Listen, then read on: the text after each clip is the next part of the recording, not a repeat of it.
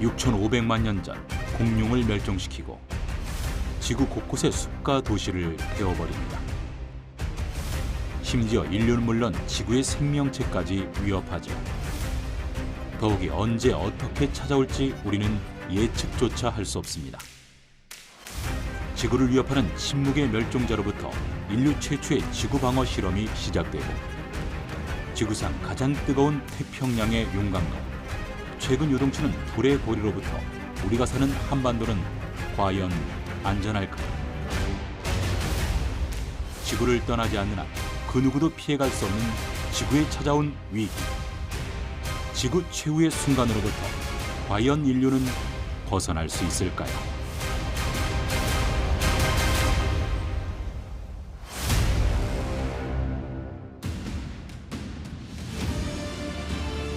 인류의 멸망은 오래전부터 영화의 단골 소재였습니다. 만약 영화 속 인류 멸망 시나리오가 현실에서 일어난다면 여러분은 지금 무엇을 하시겠습니까? 최근 일부 과학자들은 현재 지구에서 6번째 대멸종이 진행 중이라고 주장하고 있습니다. 인류의 역사 속에서 되풀이되었던 멸종에 대한 예언들. 그렇다면 과학자들이 경고하는 인류 멸망 시나리오는 무엇일까요? 과학자들이 이야기하는 인류 멸망 시나리오가 몇 가지가 있습니다. 그 중에 대표적으로 핵전쟁이 있고요. 또는 AI가 이제 인간을 지배한다. 뭐 이런 얘기들도 있을 수가 있고, 또 하나는 기후변화. 이것도 있을 수 있죠. 어쨌든 대부분의 인류 멸망 시나리오는 결국에는 지구가 멸망하는 시나리오는 인류라고 하는 종이 지구상에서 더 이상 가장 위에서 정점에서 살아갈 수 없는 환경을 말하는 것일 텐데 뭐 그런 것들을 좀 과학자들이 합리적으로 너무 터무니없지 않은 그런 인류 멸망 시나리오들을 만들어가지고 얘기를 좀 하는 것 같습니다. 현실적으로 가장 가능성이 높은 인류 멸망 시나리오는 바로 핵전쟁설입니다. 지구상에는 총 1만 5천 개의 핵폭탄과 핵탄두가 존재하고 있는데 과학자들은 핵전쟁으로 인한 낙진 피해, 대규모 폭발로 인류 멸망을 초래할 가능성이 있다고 말합니다. 해류는 지구의 기후를 통제합니다. 만약 바다가 갑자기 그 기능을 멈춰버린다면 눈보라, 폭풍, 산불, 기근, 그리고 빠른 해수면의 상승 등의 기상재해가 끝없이 일어나게 됩니다. 이런 이유에서 제기된 주장이 바로 심해재앙설입니다. 그리고 또 하나의 인류 멸망 시나리오는 바로 항성 폭발입니다. 태양을 비롯한 모든 항성은 중심으로 모이는 중력과 바깥으로 밀어내려는 압력이 균형을 이루고 있는데요. 이 균형이 깨지면 항성이 수축하다 초신성 폭발이 일어나거나 다량의 감마선을 분출할 수도 있습니다. 이러한 항성 폭발이 지구의 치명적인 환경 변화를 초래할 수 있고 이로 인해 오존층이 파괴되거나 엄청난 복사열로 지표면이 그대로 불타버릴 수 있다는 주장입니다. 그 외에 기후환경, AI 침략설, 생물학 무기, 전염병 등 인류가 만들어낸 인위적인 재앙은 인류의 대멸종을 일으키고 있는 주범이라고 경고합니다. 오래전부터 과학자들이 얘기해왔던 인류 최후의 순간. 최근 그 시나리오들이 다시 주목받고 있습니다. 과학자들이 인류 멸망 시나리오에 대해서 이야기를 하는 거는 아무래도 지금까지 현재 이룩한 우리 인류가 발견해낸 과학 지식의 성과를 토대로 우리가 대비할 수 있는 멸망 시나리오들에 대해서 논의하는 것. 그래서 그것을 뭐 과학자들만 알면 그거야말로 지식의 불균형이잖아요. 그래서 이런 것들을 대중에게 좀 커뮤니케이션을 하고 같이 고민해봤으면 좋겠다. 라고 해서 이렇게 이야기를 해볼 수는 있을 것 같아요. 한반도 남부 지방의 작은 농촌 마을. 병풍처럼 사방이 산으로 둘러싸인 분지 한가운데 논과 밭 그리고 한적한 마을이 자리 잡고 있습니다. 오목한 그릇 모양을 하고 있는 이 분지는 지름이 무려 8km에 달하는 적중 초계 분지입니다. 그런데 평범해 보이는 이 농촌 마을이 5만 년 전 격변의 중심지였다는 사실이 밝혀졌습니다. 도대체 이곳에선 무슨 일이 있었던 걸까요? 약 5만 년 전에 직경 200m 크기의 운석이 대기를 뚫고서 이 합천 지역에 떨어졌는데요. 그 합천 지역에 떨어져서 만들어진 큰 구덩이가 현재 저희들이 보고 있는 초계 분지, 적중 분지라고 하는 곳이 되겠습니다. 저희들이 추정하고 있기로는 적어도 운석의 크기가 아무리 작아도 100m, 그리고 정말 크다 그러면 한 200m, 직경 200m 이상이 되지 않을까 이렇게 생각하고 있는데요. 이 정도 크기의 운석이 떨어지면은 히로시마 원자 폭탄에 수만 배의 위력을 발휘한다고 지금 알려져 있습니다. 지금으로부터 약 5만 년 전 구석기인들이 살던 어느 날 우주에서 거대한 불덩어리가 지구를 향해 날아왔습니다. 직경 200m의 이 거대한 불덩어리는 소행성 또는 해성으로 하얀 섬광을 일으키며 한반도 남부를 강타했습니다. 충격파에 바위가 녹고 산과 땅은 한순간에 증발했습니다. 운석이 떨어진 곳에는 지름 8km, 수백 미터 깊이의 충돌구가 생겼습니다. 불덩이가 떨어진 반경 50km는 초토화, 멀리 200km까지도 열폭풍이 몰아쳤습니다. 이 충돌로 인해 경상도를 중심으로 한반도 남부지방 일대가 초토화되고 충청도와 경기도까지 강력한 열폭풍이 강타해 150에서 200km 반경 내에 있는 인구의 상당 부분이 사망에 이르렀을 것으로 추정되고 있습니다. 5만 년 전 한반도를 덮친 구석기 최악의 대재난. 그날 이곳 인류에겐 종말 같은 재앙이었습니다.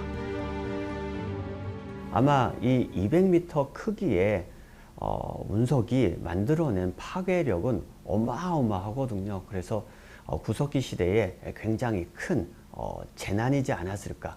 적어도 수십 킬로 이내의 모든 생명체들이 아마 다 죽지 않았을까. 그리고 그 이후에도 더 넓은 지역에 아마 지진으로 해서 주위에 큰 또 영향 또한 있지 않았을까.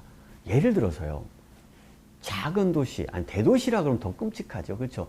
대도시에 200m짜리가 떨어졌는데 그 일대에 800m가 증발, 아니 8km 지역이 증발해 버리는 거잖아요. 이거는 굉장히 무서운 사건이죠. 예.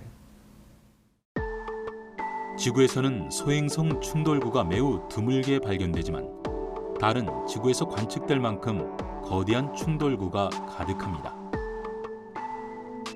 태양계에서 가스와 물질들이 뭉치는 과정에서 작은 천체들이 큰 천체에 흡수되는데요. 그 과정에서 지금과 같은 크기와 중력을 가진 행성들이 완성됐습니다. 태양계 행성들이 자리를 잡은 뒤에도 작은 천체의 충돌은 수십억 년에 걸쳐 지속적으로 반복되어 왔고 지구와 비슷한 지각을 가졌지만 침식과 풍화 작용이 거의 없는 달에는 그 충돌 흔적이 그대로 남아있어 지구에서도 관측되는 것이죠. 그런데 왜 지구에는 소행성 충돌구가 별로 남아있지 않은 걸까요? 지구에 진입한 소행성은 대부분 지표면의 70%를 차지하는 바닷속으로 사라졌습니다. 현재 전 세계 육지에 남아있는 충돌구는 공식적으로 인정된 것만 약 200개 정도인 것으로 알려졌습니다. 그러나 한반도에서 충돌구가 확인된 건 이번이 처음. 동아시아에서는 중국의 슈엔 운석 충돌구에 이어 두 번째인데요. 지난 2021년 연구진은 142m까지 암석을 시추하고 분석해서 그 비밀을 밝혀냈습니다. 땅을 뚫어 지하 안반층을 조사한 결과 운석 충돌로 인한 결정적인 증거를 발견했습니다. 바로 퇴적층 아래 130m에서 충돌 충격파로 형성된 원뿔형 구조의 세터콘이라는 광물이 발견된 것입니다. 또한 강한 압력과 열에 의해서만 만들어지는 평면 변형 구조의 석영 등이 소행성 충돌의 결정적 증거였습니다. 연구진은 적중 초계 분지가 운석 충돌 시 발생하는 파괴력과 이후의 지각 변화, 생태계 변동에 대한 정보는 물론 전체 실험에 있어서도 중요한 발견이라고 말합니다. 가장 큰 의의는 지금까지 이제 우리나라에 운석 충돌구가 없었잖아요. 그러면 이제 운석 충돌구가 있다라는 것이 규명됨으로써 몇 가지 좋은 점이 있습니다. 첫 번째는 운석 충돌구라는 것은 저희들이 실험할 수 없는 천체 실험에 해당이 돼요. 즉 다시 소행성 잔해가 되겠죠. 이러한 것들이 우리 지구 대기를 뚫고 들어와서 지표에 부딪혀서 만들어진 큰 구덩이 안에 강력한 에너지에 의해서 만들어지는 광물들이 분포하게 되는데요. 이런 광물들을 연구하면 또 새로운 연구 분야의 개척도 되고요. 또 하나는 그 달에 가면 지금 운석 충돌구가 엄청 많거든요. 즉 달 표면에 있는 그런 현상들을 어떻게 보면 우리 합천 운석 충돌구에서 또 다시 한번 가까이 있는 합천 운석 충돌구에서 연구할 수 있다라는 또한 좋은 장점이 있겠습니다. 소행성 충돌의 피해는 물질 성분과 속도에 따라 다릅니다. 특히 6,500만 년 전에 대기를 뚫고 들어온 소행성은 지구의 절반을 화염과 파편으로 뒤덮을 만큼 큰 폭발을 일으켰습니다. 폭발 잔해는 오랫동안 대기에 남아 태양빛을 가로막았고 그 결과 당시 75%에 해당하는 지구상의 동식물들이 지구에서 사라지고 말았습니다. 사상 최대의 대재난 소행성 충돌. 과연 이런 대재난은 과거 인류만의 문제일까요? 소행성 충돌은 흔히 지구 멸망 영화의 단골 소재로 사용되고 있을 정도로 지구인들에게는 공포의 대상입니다. 그렇다면 소행성의 크기에 따라 지구와 충돌 시 그 위력은 어떻게 다를까요? 대략 버스 크기에 해당하는 10m일 때는 건물이 무너지는 정도입니다. 그러나 30m일 경우 도시 전체가 파괴되고 지름 300m일 때는 대륙 전체가 초토화되고 지름 10km 크기일 때는 지구를 지배하던 생명체의 대멸종을 가져옵니다. 많은 나라에서 소행성을 감시하고 추적하고 있지만 특히 위험한 건 작은 소행성들이 서로 충돌하거나 행성의 중력으로 인해 궤도를 벗어나는 일입니다.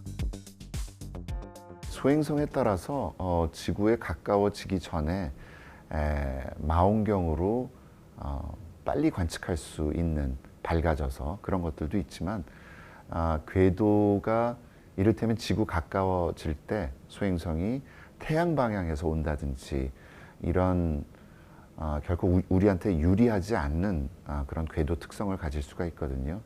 또 해성 같으면은 굉장히 20률이 큰 찌그러진 궤도를 가지고 있기 때문에 지구에 상당히 가까워진 이후에야 망원경으로 볼 수 있습니다.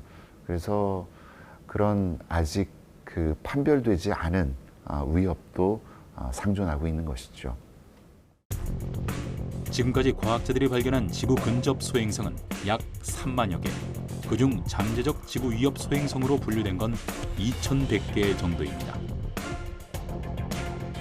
아포피스라고 이름 붙인 이 소행성은 2029년 4월 14일 지구에서 약 31,600km 떨어진 곳을 스쳐 지나갈 것으로 알려졌습니다. 이것은 정지 위성보다도 가까운 거리인데요. 지난 2004년 아포피스가 처음 발견됐을 당시에는 지구와 충돌 가능성을 예상했지만 미국 나사에서 궤도를 분석한 결과 향후 100년은 충돌할 위험성이 없는 것으로 알려졌습니다. 이처럼 지구 공전 궤도 근처에 있는 소행성들은 주기적으로 지구에 접근하거나 궤도가 서로 교차하기 때문에 주목해야 합니다. 과학자들은 이처럼 지구 궤도 가까이 공존하는 소행성이나 해성을 근지구 천체라고 부릅니다. 이중 지름이 약 130m보다 크면서 지구와 궤도상 최소 교차 거리가 약 750만 km 이내인 소행성을 지구 위협 소행성으로 분류하는데요.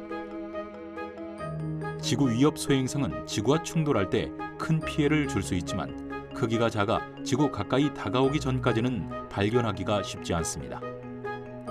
자칫 파악하지 못한 이런 소행성이 갑자기 나타난다면 지구와의 충돌은 피할 수 없는 시나리오가 되죠. 지구 공전 궤도 근처에는 한 3만 개 정도의 소행성이 있습니다. 이 소행성의 궤도를 전부 다 시뮬레이션 해본 결과 앞으로 100년 동안 충돌 확률이 가장 높은 게 한 3% 정도 되는 걸로 기억을 하고 있습니다. 심지어는 그 3%를 가진 소행성의 크기가 제가 기억하기로 한 3, 4m 정도밖에 안 됩니다. 사실 3, 4m 정도 되는 소행성은 지구에 충돌하더라도 우리 대기권에서 다 불타서 없어지기 때문에 지구에 큰 위협은 없습니다. 다만 우리가 미처 발견하지 못한 소행성들이 어느 순간 러시아 첼리아빈스크의 유성체 폭발 사건을 일으킨 것처럼 갑자기 지구에 충돌할 확률은 존재하기는 합니다. 2013년 2월 15일 러시아 첼리아빈스크 상공의 짙푸른 하늘 위에 갑자기 거대한 불덩이가 나타났습니다. 짧은 순간 햇빛보다 밝은 섬광이 도시를 덮었고 연기를 뿜으며 날아간 물체는 공중에서 폭발했습니다. 지름이 약 17m 소행성으로 밝혀진 이 천체는 첼라빈스크 상공의 지구 대기권에서 폭발한 것입니다. 100년 만에 최대 규모의 유성체 폭발이었습니다. 첼리아빈스크 소행성 폭발의 위력은 500킬로톤으로 추정되고 있고요. 이것은 히로시마 원폭을 기준으로 했을 때 한 20-30배 정도 에너지가 더 큰 그런 폭발로 얘기되고 있습니다. 다행스럽게도 소행성은 인구 밀집 지역을 피해 공중에서 한 차례 폭발로 떨어졌지만 지역 주민들은 혼란에 빠졌습니다. 소행성의 폭발에 의한 거대한 충격파로 반경 100km 안에서 건물의 외벽과 창문이 부서지고 유리창이 깨지면서 사방으로 튄 유리 조각에 약 1,500명이 다쳤습니다. 유사일의 인류 문명이 천체에 의해 심각한 타격을 받은 역사에 남을 사건이었죠. 인류가 한동안 잊고 지냈던 소행성 충돌에 대한 경각심을 일깨운 계기였습니다. 이 첼리아빈스크 소행성은 크기가 한 17m급, 그러니까 나중에 폭발해가지고 다 깨졌는데요. 그 모체 크기가 한 17m라고 예상이 되고 있습니다. 이 정도급 소행성은 지구상의 감시 망원경으로 놓치는 경우가 허다하죠. 놓친 겁니다. 그래서 이제 대기권에 들어오고 꽝 할 때야 비로소 알게 됐죠. 그래서 거기에 대해서 우리가 더 경각심을 가지게 된 것입니다. 2016년 유엔은 소행성 충돌 위험에 대한 대중의 인식을 높이기 위해 매년 6월 30일을 국제 소행성의 날로 지정했습니다. 또한 소행성 충돌과 같은 치명적 재해로부터 미래 세대를 보호하기 위해선 국제적인 노력을 기울여야 한다고 목소리를 높였죠. 과학자들도 소행성 충돌을 막기 위한 여러 아이디어를 내기 시작했고 그중 충돌 위험이 있는 소행성에 충격을 가해서 경로를 바꾸는 것이 가장 현실적이라는 의견이 모아졌습니다. 그리고 그 아이디어는 현실이 되었습니다. 2022년 9월 26일 지구에서 1100만 킬로미터 떨어진 목성 인근에서 소행성 디디모스의 위성 디모포스에 초속 6.6km의 속도로 우주선이 충돌합니다. 침묵의 멸종자 소행성의 궤도를 변경시켜 지구를 지키는 인류 최초의 지구 방어 실험이 진행된 것입니다. 나사에서 이제 실제로 당장 지구에 위협이 되진 않지만 그래도 앞으로 지구에 위협이 되는 소행성을 발견했을 때 가장 효과적으로 그 소행성의 궤도를 변경할 수 있는 방법은 소행성이 이렇게 가까이 다가왔을 때 치면 안 되잖아요. 멀리 떨어졌을 때 작은 에너지로 소행성의 디플렉션을 시키는 건데요. 이것은 바로 소행성의 직접 충돌, 우주선이나 혹은 로켓 바디로 소행성의 직접 충돌을 시키는 것이 가장 효율적인 방법입니다. 그것을 이제 최근에 나사에서 실제로 과학자들의 아이디어로만 생각했던 그리고 컴퓨터 시뮬레이션으로만 계산했던 거를 실제 충돌을 했던 것이 지금 소행성 분야에서는 가장 뜨거운 뉴스죠.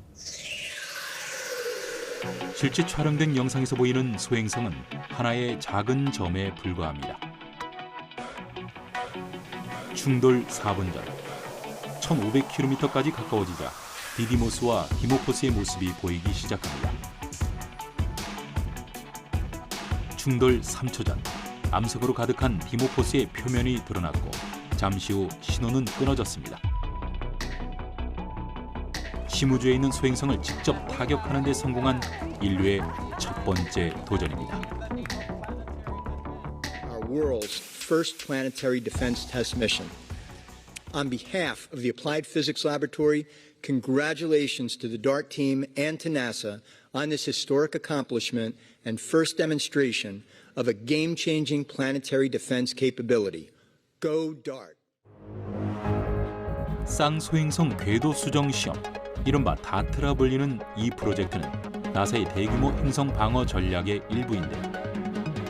지구에 충돌할 가능성이 있는 잠재적인 소행성이나 해성의 위험으로부터 지구를 보호하기 위한 충돌 기술을 테스트하는 미션입니다. 다트 미션의 우주선은 미국 현지 시각으로 2021년 11월 24일 오전 1시 21분 캘리포니아 반덴버그 우주군 기지에서 발사되었습니다. 10개월간의 긴 여정 끝에 목표했던 약 170m 크기의 디모포스에 초속 6.6km의 속도로 정확하게 충돌했습니다. 같은 시각 이스라엘에 설치된 한국천문연구원의 망원경에는 전체 충돌 장면이 포착됐습니다. 총알의 15배 속도로 디모포스 소행성을 충돌하자 뿌연 먼지가 주변에 분출됩니다. 우주선은 자판기 크기에 불과하지만 엄청난 속도로 인해 지름 170m의 소행성에 큰 충격을 전달했음을 확인할 수 있었습니다. 당시에 저희는 아울 네트워크를 활용을 해서 다트가 디디모스의 위성 소행성인 디모포스에 충돌하는 장면을 관측을 수행을 하였고요. 저희는 지금도 계속 아울 네트워크가 레몬산에 설치된 1m 만원경, 소백산 천문대와 보현산 천문대 만원경을 활용을 해서 디디모스를 관측을 하고 있습니다. 그 목적은 디디모스 주변을 도는 디모포스의 공정 궤도가 다트 충돌로 인해서 얼마나 변했는지를 확인하는 것입니다. 다트 프로젝트의 결과는 성공적이었습니다. 디모포스의 궤도가 예상했던 것보다 더 크게 바뀌었는데요. 나사는 이번 충돌로 디모포스의 공전 주기가 11시간 55분에서 11시간 23분으로 32분 줄었다고 밝혔습니다. 순식간에 지구 생명체 모두를 위험에 빠뜨릴 수 있는 우주 재해로부터 인류가 더는 무기력하지 않다는 것을 증명한 역사적 사건이었습니다.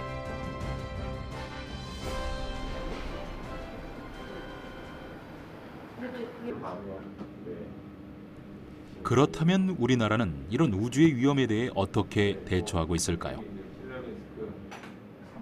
소행성을 연구하는 과학자들에게 중요한 과제는 모든 소행성의 위치와 궤도를 파악하고 지구와 충돌할 가능성을 예측하고 미리 경고하는 것입니다.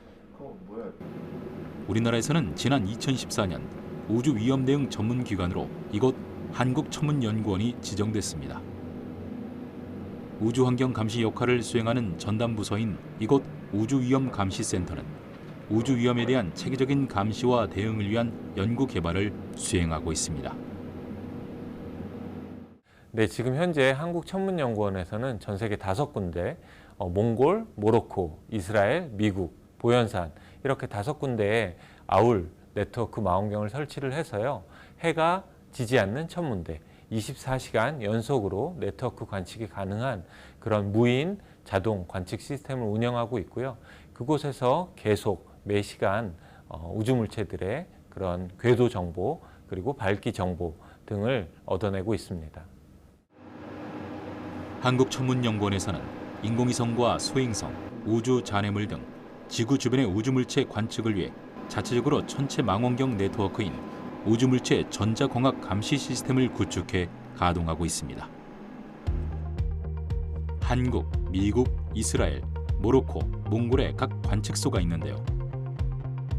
우리나라 최초의 무인 광학 감시 전용 시스템인 우주물체 전자광학 감시 시스템으로 인해 그동안 미국에 의존하던 인공위성 궤도 자료를 우리나라가 독자적으로 확보할 수 있는 능력을 갖추게 된 것은 물론 이 시스템을 활용해 한반도 정지 위성 및 우주 잔해물 충돌 후보를 감시하는 데 활용하고 있습니다. 아울렛을 활용을 해서 저희는 꾸준히 지구 위협 소행성들을 관측을 해오고 있어요.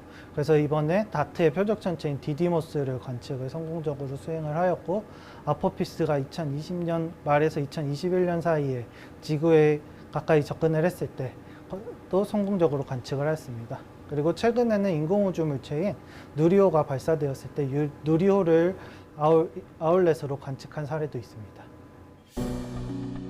태양계에서 소행성 충돌은 비일비재하게 일어나는 일입니다. 문제는 언제 어떤 소행성이 지구로 날아오는가입니다. 홍수, 태풍, 쓰나미, 지진 등의 자연 재난은 예측이 불가능합니다. 임박해서야 예측할 수 있거나 닥쳤을 때 비로소 알 수 있죠. 그런데 소행성 충돌은 우리가 좀 더 촘촘하게 감시망을 짠다면 자연 재난 중에서 유일하게 미리 예측하고 대비할 수 있습니다. 한반도에 살던 인류와 수많은 동식물의 운명을 바꿔놓을 사상 최대의 대재난을 과학과 인류의 힘으로 막을 수 있죠. 이를 위해 우리나라에서도 아포피스와 같은 소행성 관측은 물론 우주 탐사 분야에 있어 세계 우주 강국들과 함께 국제적인 협력을 이어가고 있습니다. 네, 소행성 충돌은 극소의 확률, 피해의 극대화라고 말합니다. 지금 같아서는 아무 일도 일어나지 않는 것 같죠. 실제로 일어나지도 않고 있고요. 근데 우리가 혹시 모를 사고에 대비해서 자동차 보험을 들고 있지 않습니까? 네, 소행성 충돌에 대비하는 것은 우리 후손들에게 언젠가 닥칠지도 모르는 미래입니다. 거기에 대한 보험을 미리 가입해 둔다는 뜻에서 거기에 필요한 기술 개발을 하는 것은 굉장히 중요하다고 생각합니다.